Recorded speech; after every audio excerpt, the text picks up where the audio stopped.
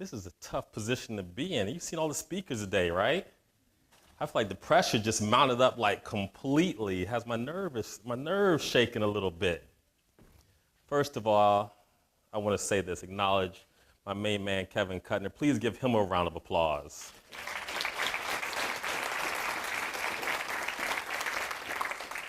I've had the opportunity to host this the past 2 years, and you know, Kevin, you can agree with me. If the speakers weren't in the way, you would take the show away, you know? This would be your show. So it's unbelievable that you did a great job following after each presenter. So I have this idea that I want to talk to you about, and I want to share with you. Before I get started, I want to give you a little bit about myself. Dirron, now your Director of Student Activities. You guys know me. You guys probably see me on Twitter, on Facebook, or on campus. And the beautiful thing about this is I get to talk to you for once. Not stand here on stage. I know I'm on stage, but like usually I'm like, give me something inspirational. I know it's TEDxTalks, so I'm supposed to do something inspirational, but usually I'm like having something really scripted. But this time I get to just be real and be authentic and humor you, hopefully, and really get to be myself, because this is the whole purpose of today's experience. And so what I want to share with you today, what I want you to gain from this is I want you to be a better person. All right? I'm going to tell you what you need to do to be a better person. And there's benefits to that. All right? Benefit one is that we start to create equality for more people. We start focusing on being equal and helping other people express themselves freely without judgment. All right? You have people who become more accepting of others. The young man earlier from Baltimore was talking about he would get judged based on his appearance, and I want you to be a better person so you understand that it's okay that people appear whatever way they want to appear. Third, what I hope you get from this is I want to free your mind a little bit. I want to take the burden off your mind a little bit so you can start to think about how you want to make a change, how you want to ignite a movement, how you want to inspire someone. Facebook, my page. I don't know if you guys recognize this, right? For you space enthusiasts, I'm a space enthusiast. There's a planet out there called Kepler 186f, right? It's located in the Goldilocks zone of outer space. Goldilocks. You guys ever heard the story of Three Little Bears? Yeah, yes, no, hands? Some of you guys know, okay. So for those, some of you guys haven't heard it, I'm gonna tell you real quick, story of Three Little Bears. Young girl, Goldilocks, breaks into a house of bears, already a bad idea from the very start. Gets inside the house, all right, tries all the things inside the house, okay? Everything Papa Bear had was too hot or too hard, sounds like a man. Mama Bear would go ahead and things that were too soft or too cold, and the baby bear was just right. And in the Goldilocks zone of space, this is a place in space where it's just right for a planet to potentially host life. And you see this planet here, Kepler 186f, and yes, I know the name, I don't know why it's called Kepler 186f, probably named after somebody. Its distance from a star or sun, very similar to our planet, it's about the same that Earth is from our sun, and it's about the same mass as Earth. And if you know anything about planets, I know you probably don't, which is okay. I know a little bit. I'm not like an astronaut, but I wanted to be one. And the bigger the planet, the more likely it's to be a big gas planet. All right, so like Jupiter and Saturn are big gas planets. All right, the smaller the planet, the most likely it's more likely to be a rock. But if you're like the size of Earth, you have the potential to be a planet that can host life. And so while this might be a big deal to you, this is a big deal to me. I mean, I love space. I wonder all the time, and I think about what could be out there. Then I started thinking this, if I could go to a planet and make all the rules, this is my chance. I could be on Kepler 186 as official world leader. And I could make some changes on this planet that we have right now. For starters, skinny jeans aren't coming with me. Keep the skinny jeans at home. I see the 80s styles are coming back. I'm not into the 80s. All right? I probably wouldn't bring with me fast food restaurants except for Chipotle. That would come with me. All right. Chipotle is about the only one that'll come with me. But other than that, though, fast food restaurants could stay down here. And so I just started thinking like over and over again, if I get to this planet, I'm gonna get out here and make some changes. What about some of the more serious concepts we have here on Earth? You know, we have war, hunger, poverty, human trafficking. I mean, all these things that are terrible on this planet that, you know, we can make some serious change. And if I was to go to this planet, I guess I would have to take some of you guys with me. I want to kind of set some ground rules for you about what that will look like as we go forward. First things first, we need to change our behavior. We need to change our behavior. I'm going to help you understand. This is from a book that I read. It's called The Other 90%. Right? And changing our behavior, I want you to start to trust your three brains, and that's what the book The Other 90% talked about. In your body, you have three brains. Right? You can probably guess. You have your brain, which is logic. In your chest right here, you have your heart, which is passion. Right here in the pit of your belly, your gut, that's your instinct. You know, we have to trust these three brains. This is part of changing our behavior. You see, too many times we trust one part of our brain. All right? We trust one part of our brain. Women, we tend to trust our emotion more sometimes. Men, we tend to think with our gut or sometimes too much logic. But we have to have a balance of all three of these things to make true change within ourselves and help express change in others.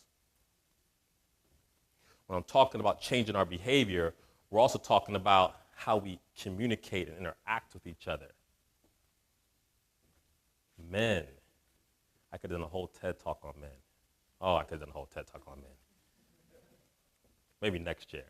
But men, we have to stop using words such as the B word, the P word, any term that embarrasses or demeans a woman or any homophobic slur. We have to stop. It's not acceptable anywhere. Not here at school, not on the playing field, not at home. Women, be independent. But stop making songs about it.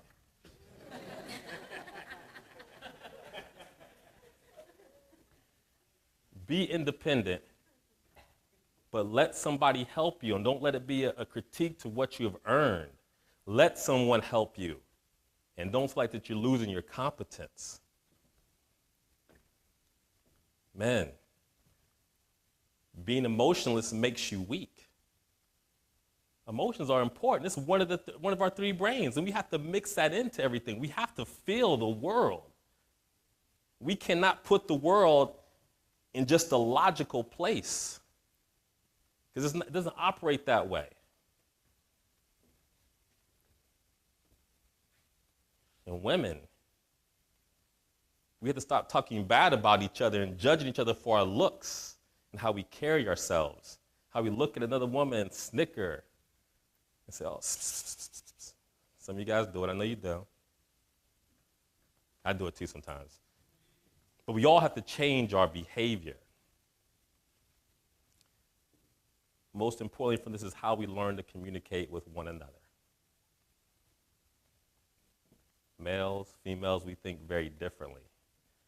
This is from another book that I read. It's called Women Are From Mars and Men Are From Venus. I think it's that. No, Men Are From Mars, Women Are From Venus. It kind of breaks down communication patterns. Again, this is important in changing our behavior so we learn how to speak and clarify to one another what our issues are. Quickly, women, they think very globally. Very global. Everything matters. All right? If I move across the stage, they're probably thinking right now, why is he moving to this side of the room? Is he going to do something crazy? Men, we think very compartmentally. Like, that's why we're simple creatures, because everything just like in one little box, work, school, eat, repeat. That's how we do. And so we have to understand that men, for example, we do sit in a compartment, which is great. All right, we're very bottom line thinkers. All right, bottom line, not a lot of details, just get to the point, and help me understand what you need me to do. Women are very detail-oriented. Again, as I said, everything matters. Everything puts in the box, and everything makes a difference, and everything matters in this equation. And what we need to understand between all of us, and as we look to change our behavior, is that we have to change how we interact, that one form of communication is not better than the other. It is okay to operate in a box some days when we're talking about the issue at hand. Sometimes we have to think about the whole entire picture, because your actions do affect somebody else. We must change our behavior. Second thing, you guys recognize these colors, right? Looks like, what colors are those? Pink and blue, blue and pink. Blue represents what? Boys. Pink represents what?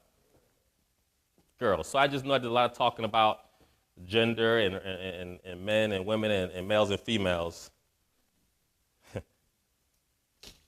The next part of this is degenderize everything. Now that just sounds absurd. You're like, degenderize everything? Really, Dirron? That just sounds like impossible. How do you separate degenderize? And when I was thinking about this, I was coming across this whole notion like, oh, first of all, I didn't know degenderize was a word. I really thought that I was coining some sort of new phrase tonight, like, oh, degenderize, they're going to talk about this forever. But we need to separate these roles. You know that boys are supposed to do this. Girls are supposed to do this.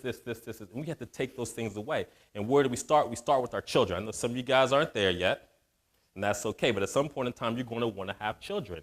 And yes, I get it. It's going to be great. You're going to have a little boy or a little girl and think, oh, I want to do this. And my little princess, my little soldier, this. We have to get away from that. You know, we have to get toys based on their interests.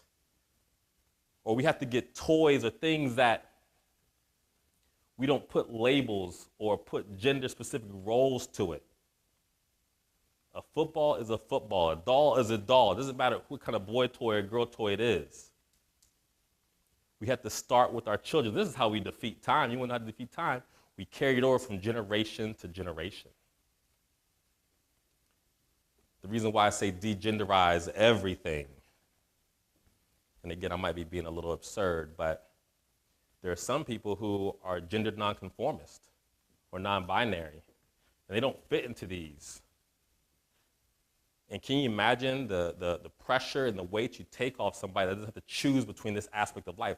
Why should our gender actually matter, or the roles that we're supposed to play actually matter? Let's take pressure off these individuals and let them feel good in the society that they're a part of. We put categories, male, women, males, females, men, women, on everything. And we expect everybody to fit in that box. The third part of this is creating a society of shared responsibility.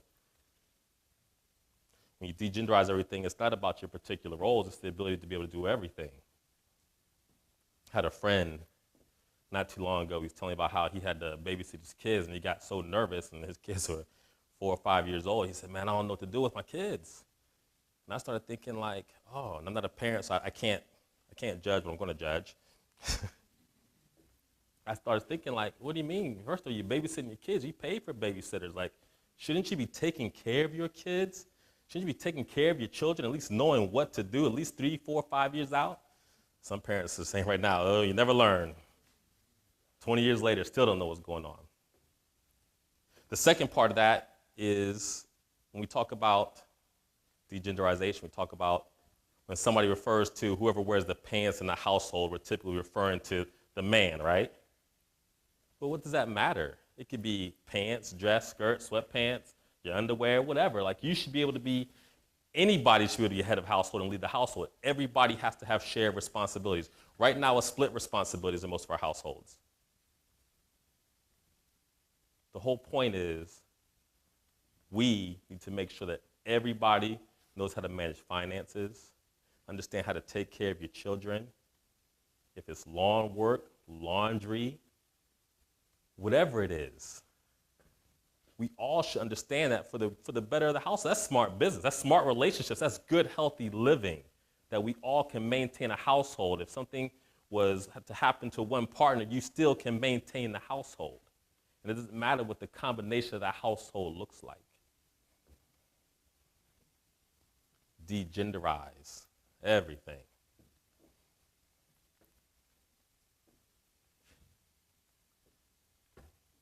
Oh, man.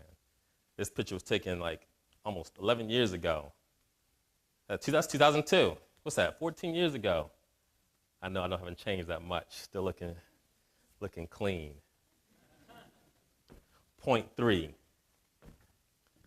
make pioneering a hobby. Oh man, make pioneering a hobby. You could tweet that. That's actually really good. I don't think you've ever heard that one before.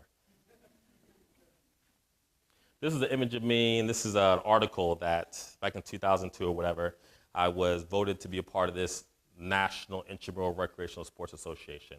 I was a part of a national board of about 4,000 to 5,000 people across the country. Had a chance to travel, go to see different places, and hang out with folks. What was cool about this, a couple of years ago, they just told me that I was the first African-American male to be in this role. So in some capacity, I was a pioneer. But to understand me is to know that this is what I do on a regular basis in my mind. You know, I always envision myself crashing through glass ceilings and breaking through closed doors. That's a Jay-Z quote somewhere in there. And that's how I picture myself. And that's what I'm telling you all. If you start to do these things on a regular basis, you have to put yourself where you want to be. I can't tell you how to do it. I'm just telling you what you should be doing. See, this is my path. And the great thing about this, there's a story behind this. And this is the takeaway from pioneering, that there is going to be a story behind it.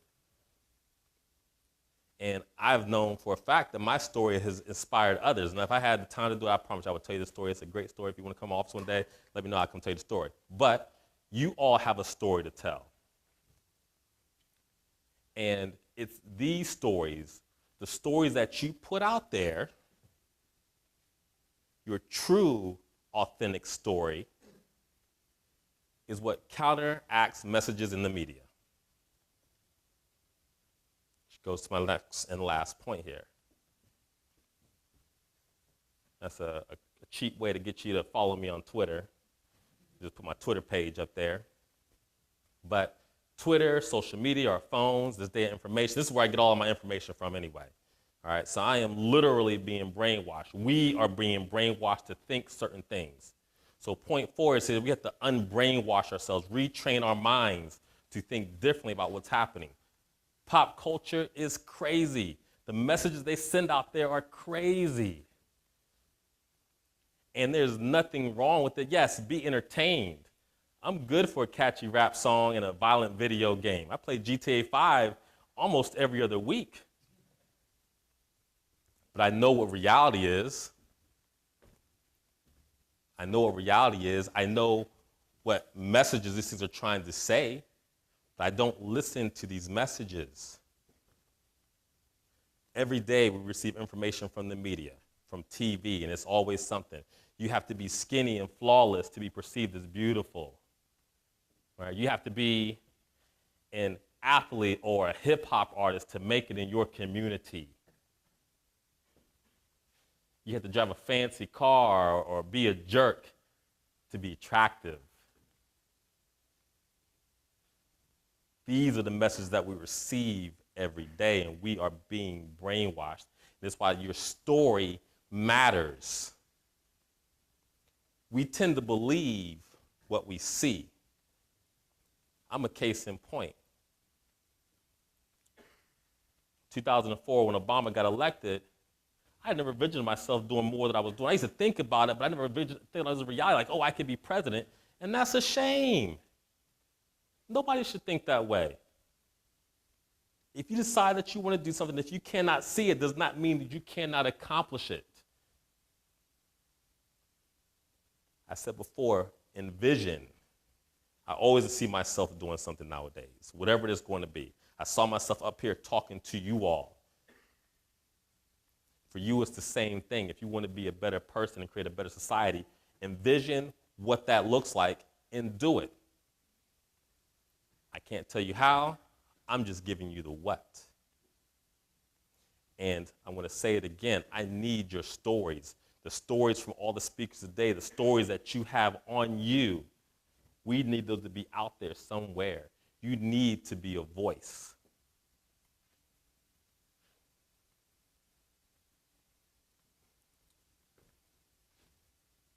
I say all this to help you understand the following.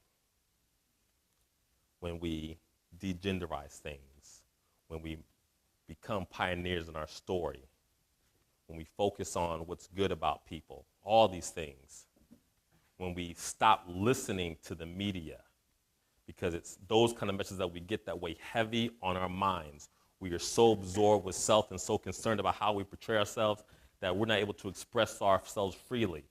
Think about the energy you spend every day, or you spent through the course of your life with self-doubt, frustration, worry, or fear, not because you're necessarily afraid of something in particular, but you're afraid of other people will perceive you, or you can't accomplish something, or all the roadblocks in your way. Take those things and take them off your mind. You must be fearless. You must accept yourself who you are. Continue to stay beautiful and be unique. Thank you.